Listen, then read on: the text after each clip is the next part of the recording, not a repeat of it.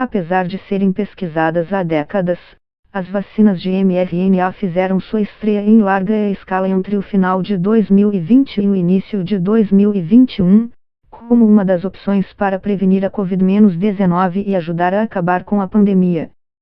Mas a chegada de produtos novos baseados em informações genéticas, como os imunizantes desenvolvidos pelas farmacêuticas Pfizer-BioNTech e Moderna, deixou algumas pessoas com a pulga atrás da orelha. Será que eles não podem mexer no nosso DNA ou causar efeitos colaterais de longo prazo, como o surgimento de um câncer? Embora essas perguntas sejam legítimas e a ciência já tenha respostas bastante satisfatórias para elas, esse cenário de incertezas serviu de pretexto para o surgimento de boatos, que chegam até a desencorajar algumas pessoas a tomarem essas doses. Não adianta. Quem é contra as vacinas sempre vai achar algum argumento ou teoria da conspiração para lançar dúvidas na cabeça das pessoas, lamenta a imunologista Cristina Bonorino, da Universidade Federal de Ciências da Saúde de Porto Alegre. Mas para entender como os cientistas conseguem fazer afirmações do tipo, é preciso dar alguns passos para trás e explicar um aspecto bem interessante sobre o funcionamento de nosso corpo. Todas as nossas características físicas, e até algumas psicológicas, são determinadas pelo DNA, um conjunto de bilhões e bilhões de bases nitrogenadas organizadas em 46 cromossomos, que estão guardados no núcleo de todas as células que compõem nosso corpo. E nosso genoma é dotado de uma simplicidade fascinante, ele é composto de apenas 4 tipos diferentes de bases nitrogenadas, conhecidas pelas letras A, T, C, G, que geram sequências intermináveis e determinam a cor do cabelo, a altura, o funcionamento do intestino grosso e até a propensão a desenvolver um tumor ou uma doença neurodegenerativa. O funcionamento do nosso corpo é basicamente regido pelo código genético. Quando uma célula do estômago precisa secretar uma substância ácida, que vai ajudar na digestão de um alimento, por exemplo, a sequência de genes responsável por essa função se manifesta no local e dita o que deve ser feito. Para que isso ocorra dentro do esperado, esse pequeno trecho do código genético responsável por essa tarefa cria uma fita de RNA mensageiro, que sai do núcleo da célula e se dirige para uma estrutura chamada ribossomo. É justamente ali que esse tal de RNA mensageiro, ou mRNA para os íntimos, é interpretado e gera uma reação em cadeia para chegar a uma resposta adequada. Seguindo no nosso exemplo anterior, será a partir daqui que a célula gástrica vai produzir o ácido digestivo. Mas o que isso tem a ver com as vacinas? Bem, você se lembra que os imunizantes de Pfizer-BioNTech e Moderna se baseiam justamente na tecnologia de mRNA. É isso mesmo. Esses produtos são feitos a partir de uma fita de RNA mensageiro criada em laboratório. Os especialistas montaram uma sequência genética com instruções detalhadas para que as nossas próprias células, a partir do contato com esse mRNA específico, sejam capazes de fabricar a proteína S, que está presente na espícula do coronavírus. Essa espícula, ou spike, em inglês, de onde deriva o S, é uma estrutura que fica na superfície do vírus e permite que ele se conecte com receptores das nossas células e dê início à infecção.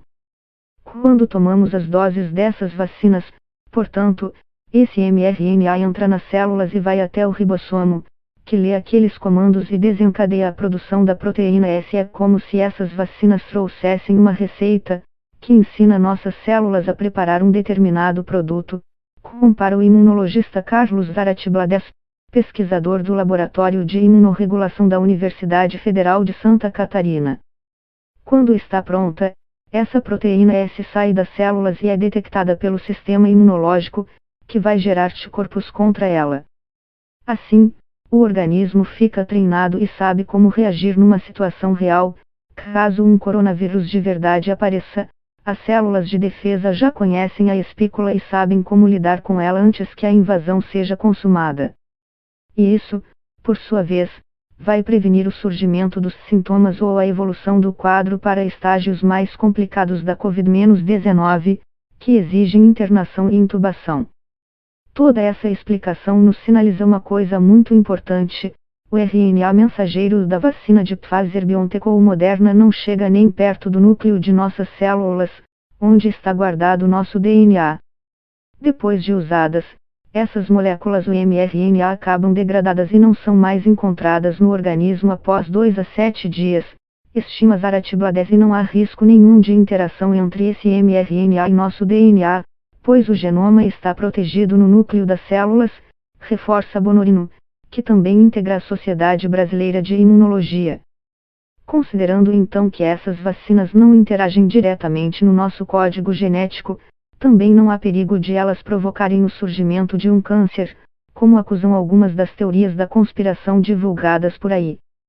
Outro argumento comum em correntes de WhatsApp e conteúdos falsos nas redes sociais é o de que esses produtos são muito novos e a ciência não possui experiência suficiente para justificar seu uso em bilhões de seres humanos.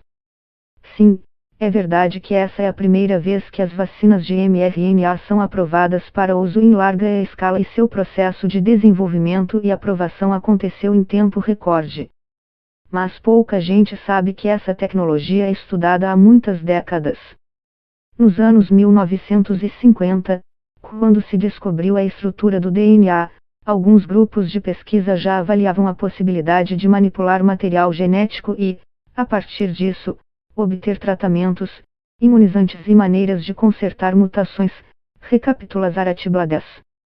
As vacinas de mRNA se tornaram uma realidade palpável ainda na década de 1990 e diversos protótipos já foram desenvolvidos para fazer frente a outras doenças, como gripe, zika, raiva, catapora e herpes. O grande desafio, explica Bonorino, é redesenvolver uma fórmula estável e com capacidade de gerar uma resposta imune forte e duradoura. Isso só foi obtido mais recentemente, graças aos esforços de inúmeros cientistas e aos investimentos em pesquisa. Mas a infectologia não é a única área a se beneficiar dessa ferramenta. Desde 2010, especialistas em oncologia estão criando terapias baseadas no RNA mensageiro para tratar alguns tipos de câncer. Os especialistas, portanto, possuem muita experiência nessa área. Outro ponto que traz alívio é o fato de diferentes agências regulatórias, como a Anvisa do Brasil, terem aprovado as vacinas e se mostrado bastante confiantes sobre seu uso nas campanhas. Apesar de todas essas informações, os envolvidos nesse processo seguem atentos e acompanham dezenas milhares de pessoas já vacinadas.